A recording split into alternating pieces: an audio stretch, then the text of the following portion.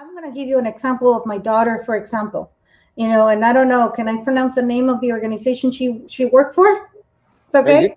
Okay. hey, you can say whatever you want. You can even cuss if you want. Okay, I don't give a rip. Okay. She is, obviously female, very tiny. She looks like a 13-year-old and she's 23, and she loves working on cars because part of her incentive is like, you know what, I'm going to get a very good discount on parts, right? If I work for O'Reilly.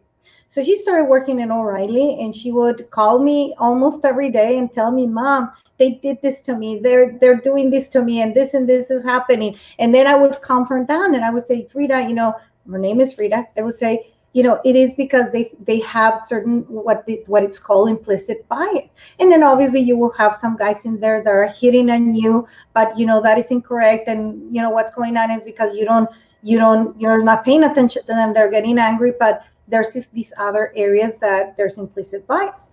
She wanted to stay there for a while and put up with it and put up with it until eventually it affects her, right?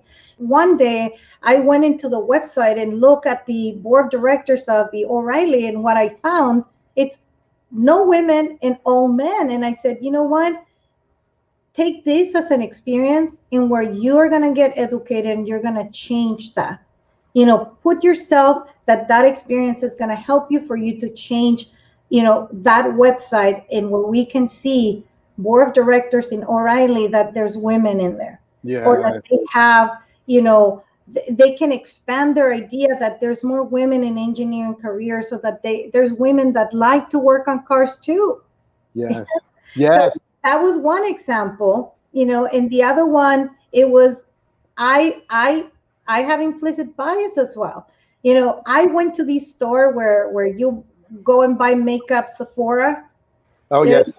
you get out of there with a very small, tiny bag, and it's $100.